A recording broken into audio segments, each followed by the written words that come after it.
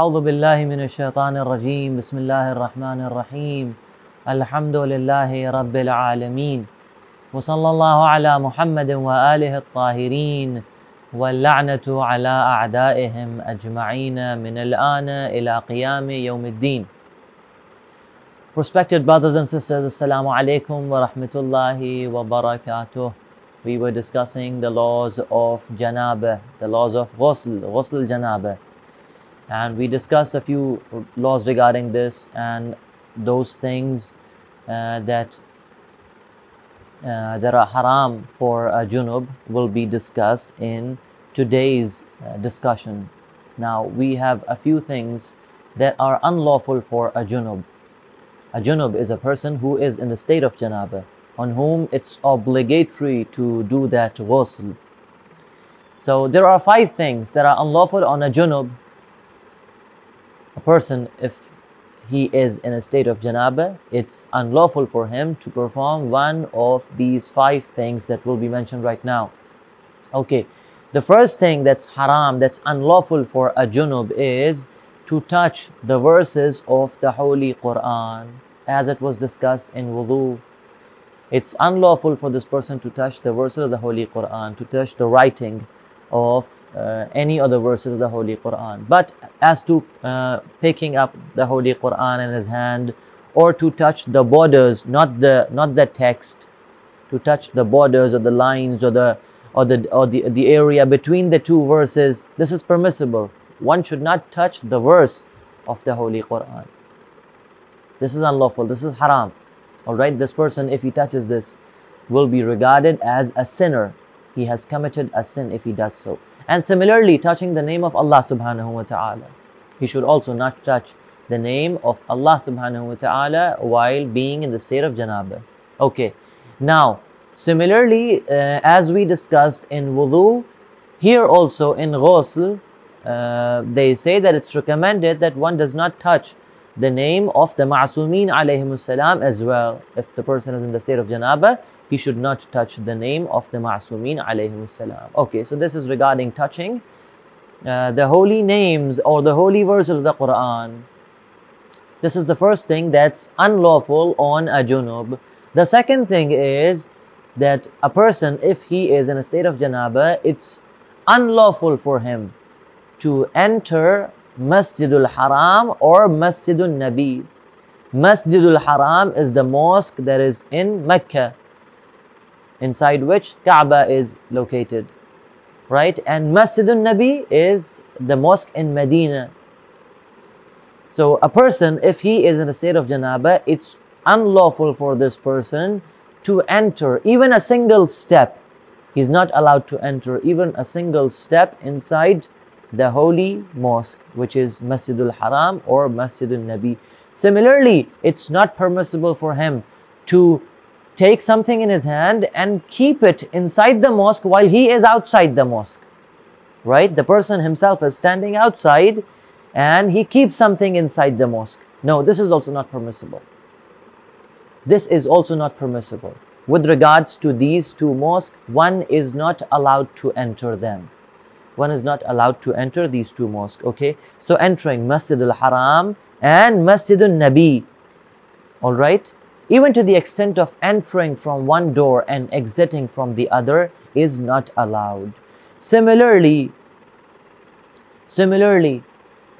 as with regards to the other mosques, other than these two masjid, some other masjid, now any other masjid other than Masjid al-Nabi or Masjid al-Haram, any other masjid other than these 2, for one, it's haram to stay inside the mosque.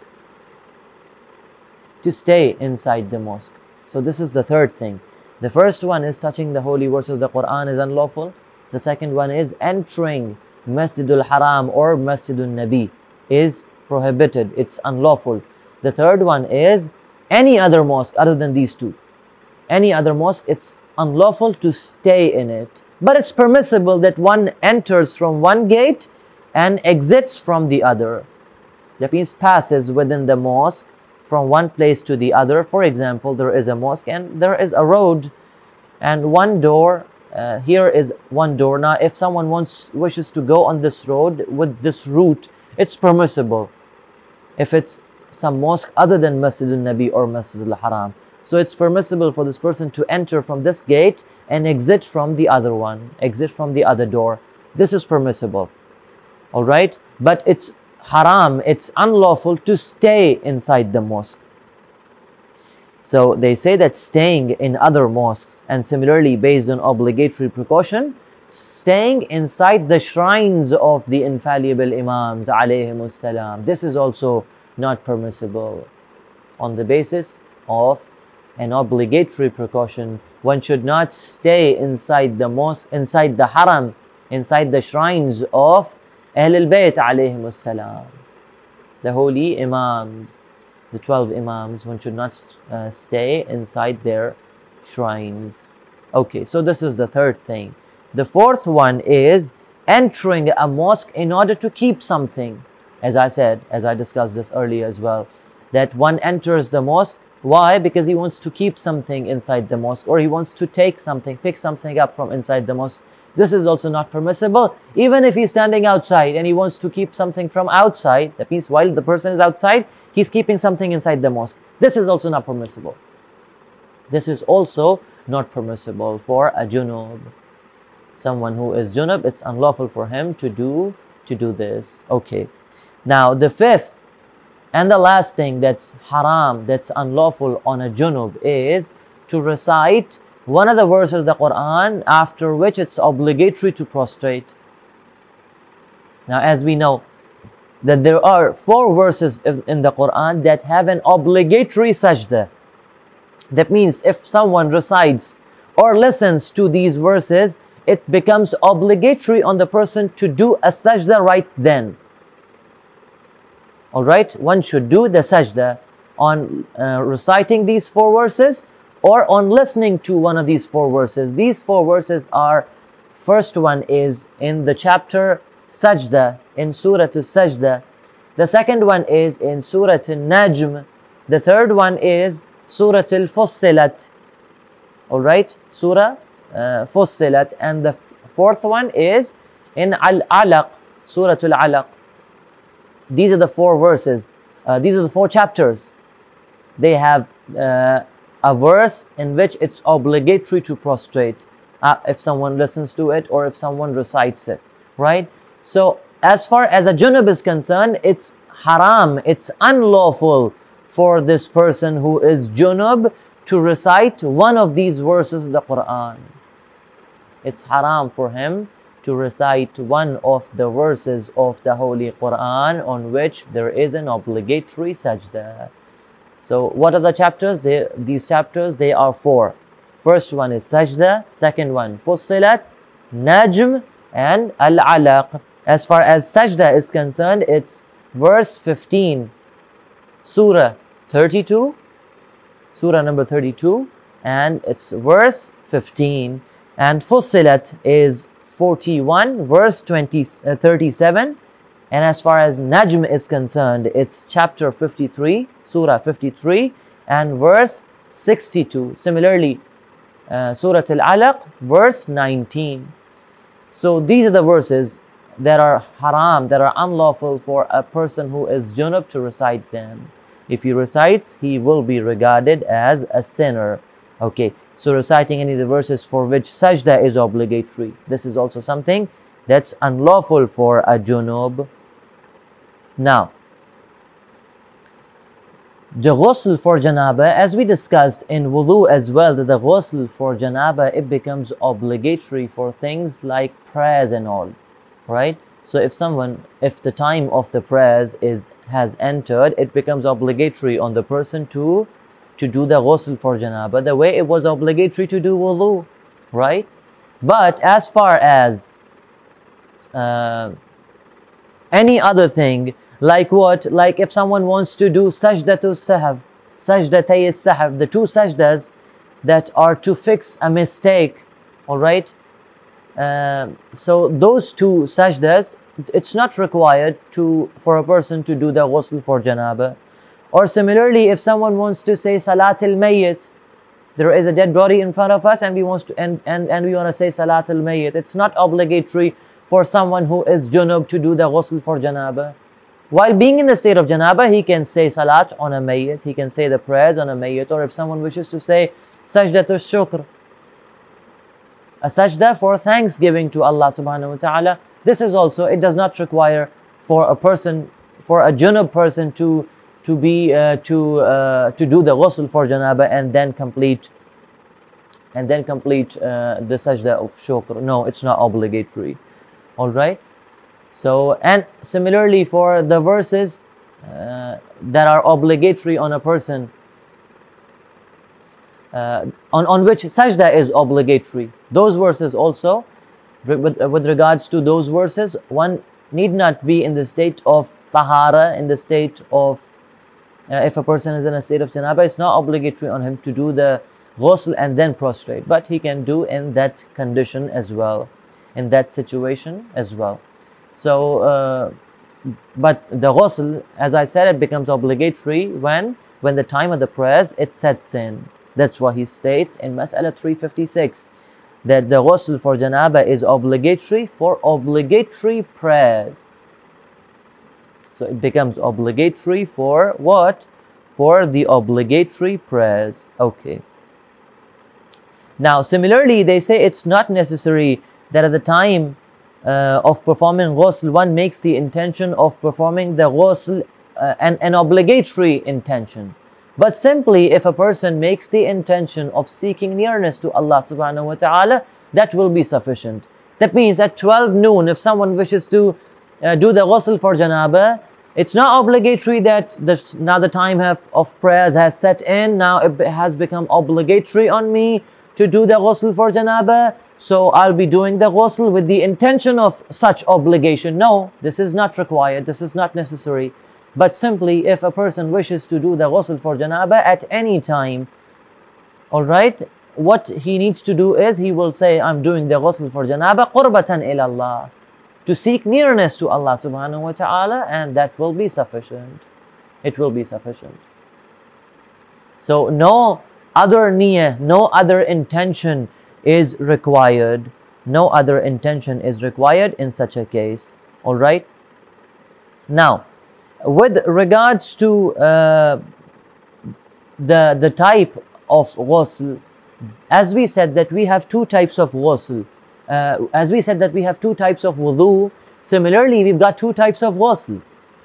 The first one in wudu, that was tartibi, in which one washes one pour water on his face. It's not tartibi, by pouring water on one's face and then pouring water on one's hand and then washing the hand and then the left one and then wiping the front part of our head and the 2 feet. This was one way of doing wudu, and the other way was to immerse our face from the forehead towards the chin, from the elbow towards the tip of the fingers, right? So this was known as irtimasi, immersive wudu. Similarly, we have two types of ghusl. One is tartibi, which is sequential, and the other is irtimasi. So how many types of ghusl do we have? The way we have two types of wudu, similarly we've got two types of ghusl. One is tartibi, which is sequential. That is, while first of all you'll wash your head, the way we'll be discussing inshallah, and then the right part and the neck, and then the left part of one's body. This is tartibi. That means you go in a specific sequence with your head and the neck first, and then the right part and then the left one, right? So this is tartib, this is sequence. And the other type is that the ghusl be what? It be irtimasi, it be immersive. That means a person just dives or jumps into a swimming pool with the intention of ghusl. This is known as tartibi.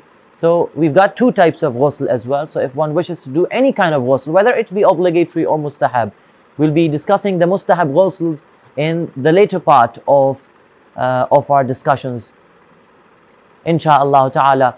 But whether it be obligatory or it be recommended, it's permissible that a person does them in a sequence, the specific sequence that will be mentioned inshallah today, or in an immersive manner. That means he jumps, he dives into the swimming pool and does his ghusl, the way it will be mentioned. So these are the two types. Now in sequential ghusl, on the basis of obligatory precaution, first one must wash with the intention of ghusl. All right, first wash with the intention of ghusl the entire head and the neck. All right, and then the entire body.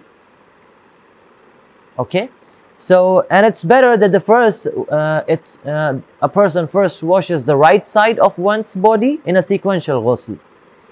In a sequential ghusl, on a basis of obligatory precaution, it's obligatory on the person to do what? To wash the head and the neck first, from the top till this part of the area, till the neck. It should be washed completely. And after this, one must wash the entire body. Okay.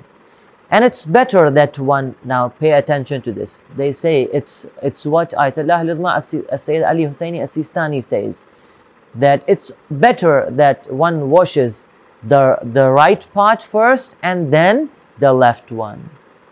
Okay, I'll read the text for you. He says that it is better to wash the right side of the body and then the left, one. Okay, in order to be certain that we have washed. Now what we're going to be doing, again, we're going to be doing the ghusl in 3 sequences. This sequence, first the head and the neck, then the right side, and then the left one, right? So we're going to be washing three times. Now, in order to be certain that we've washed the complete area, what we're going to be doing, we'll be washing a bit more. Now, for example, they say from the head till the neck, right? Now, as far as the neck is concerned, now here is my neck, right? Now, to be certain for myself, what am I going to do? I'll wash a bit more from the area of my chest, from the upper part of my chest, right? Now, what will this do? This will make me certain that I've washed my head and the neck completely. Similarly, if one is washing the right side of his body, what he'll be doing is that he will, while washing the right part, now this is the right part, right? Now, while washing the right part, one should wash a bit of the left part as well, so that he be certain that he has washed the right part completely. Similarly, while washing the left part, one must involve a bit of the right part of one's body as well, so that he be certain. Okay. Now, as far as the private parts of a person is concerned, one must wash them while washing the right one and the left one. All right, they should be washed along with the right side of one's body, and also along with the left side. So this is the sequence, and this is the first method of performing the ghusl. All right, this is the first method of performing the ghusl. Okay, now this was Mas'ala 360. Now, after performing the ghusl, if one realizes that he has not washed a certain area of his body, all right, now what is the unwashed area? Please pay attention to this. For example, after completing the ghusl, one realizes that he has not washed a part of the back of his ear, or the water has not reached over there because there was a certain obstacle over there, so the water did not reach the back of one's head, for example. Now, in this situation, it's obligatory on the person to do what? To do the ghusl again from the beginning. He'll wash his head and the neck, then the right side, and then the left one. Right? Similarly, if there is an obstacle on one's right hand, after completing the ghusl, one found an obstacle on one's right hand. Now, in this situation, what will the person be doing? It's not obligatory on the person to wash the head and the neck again. No, it's not obligatory. But one will simply wash the right part, the right hand and the left part of one's body.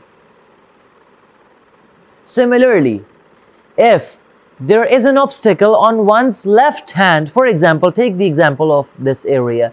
If there is an obstacle over here, and after completing the ghusl, someone finds the obstacle and he realizes that he has not washed this part. Now here, it's not obligatory on the person to repeat the ghusl. It's not obligatory to wash the head and the neck and then the right side and then this area. No, simply he will go under the tap of water. He will make his hand go under the tap of water and will open the tap and wash this area with the intention of ghusl. This will be sufficient. This will be sufficient. Now, taking the example of a woman, for example, if she had a nail polish on the tip of her left finger, on the nails of her left finger, right? In a way that before doing the ghusl, what did she do? She removed the nail polish with the remover, right? All the 9 fingers she removed, but here it remained. Now, after completing the ghusl, whether it be ghusl for janaba or any other ghusl, after completing the ghusl, what did she find? She find that there are a certain certain parts of her nails, there is nail polish on it, and obviously nail polish does not allow water to reach the under the nails, right? Here it's obligatory on her to remove that nail polish and will only wash the little finger. That's it. She will not be washing anything else, but this little finger will be washed with the intention of wudu, with the intention of ghusl. All right. And similarly, if there is the nail polish on the right part, she'll be washing the right part, this part, and then the left part, right? And as I said, that it's better that one washes the right area first and then the left one. Okay. Now here also one thing, it's really important that it be mentioned here, that while performing the ghusl, most of the people now in today's era, what we have showers in our houses, right? So what do? We straight away go under the shower and we start washing our head and the neck, and then the right part and then the left one. This is not permissible. This is unlawful. This will make one's ghusl void. What should one do is, first make the intention of doing the ghusl, and then will go under the shower, wash his head and the neck, and then will close the shower, or will come back in a way that the shower is not pouring water on his body. He'll come back and then will do the ghusl. Then will wash the right part and then the left one. All right. So while washing the head and the neck and the body, there should be a gap. It's not that one stands under the shower and just do the ghusl, washes the head and the neck, and then the right part and then the left one. No, before washing the right part of one's body, one should come from under the shower, or one should close the tap of the water in a way that it stops pouring on one's body, and then only will it be permissible for him to wash the right part. This is also a mas'ala, and it's normally not paid attention to. People normally they don't pay attention. Now moving on to the next part of our discussions, which is regarding the holy month of Ramadan. We were discussing the things that invalidate one's fast. In the previous discussion, what did we discuss? We discussed that if a person stays in the state of janaba intentionally till the time of the morning prayers, it will invalidate his fast. Okay, and we discussed it, and similarly we said that if a woman, she purifies from hayd or istihada or some other, or nifas, not istihada, if she purifies herself from hayd, from the blood of hayd or nifas, then it's obligatory on her to do what?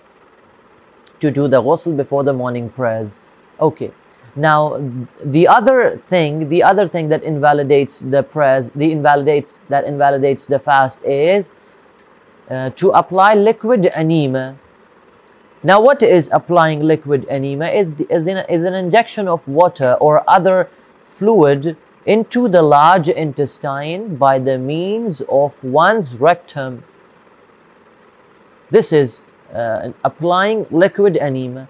even if it be for any medical treatment or something else, whatever the purpose may be, this will obviously invalidate one's fast.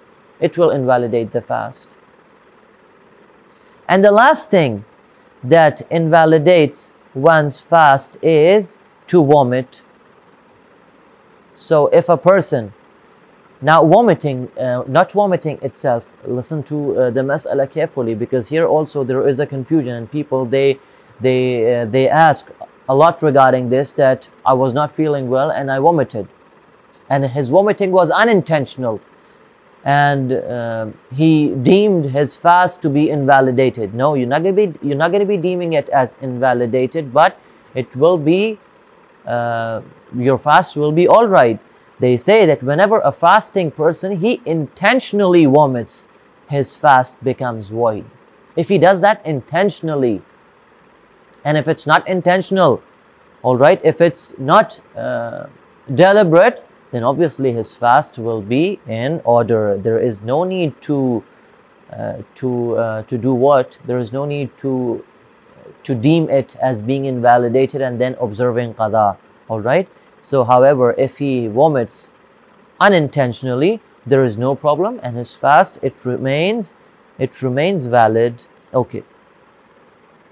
Now, the last mas'ala regarding with respect to our today's discussion is that if someone burps, now after eating food or drinking water, someone normally what the people do, they burp, and while they burp, a few pieces of food or a few drops of water, they come in one's mouth. Now, when they come in one's mouth, it's obligatory on the person to do what? To spit them. If he does not spit them, and rather he swallows them back, this will also invalidate one's fast. Okay, if he swallows. And also, if the person has swallowed them, now the person burped, right? And there are a few particles, or there are a few pieces of food that came inside his mouth, and he spitted them. Okay, his fast is valid. If a person, there are a few drops of food, there are a few drops of water or a few pieces of food, they came in his mouth, and he swallowed them intentionally, here it will make the fast invalid. But if he swallows them unintentionally, if the swallowing be not deliberate, in this condition the fast will be valid, and there is no problem absolutely with regards to this fast. Okay, so this was probably the last mas'ala regarding vomiting, and this is the last thing that invalidates the fast. And the other laws regarding the holy month of Ramadan and also with regards to ghusl will be mentioned in our next discussion. هذا وصلى الله على محمد وآله الطاهرين.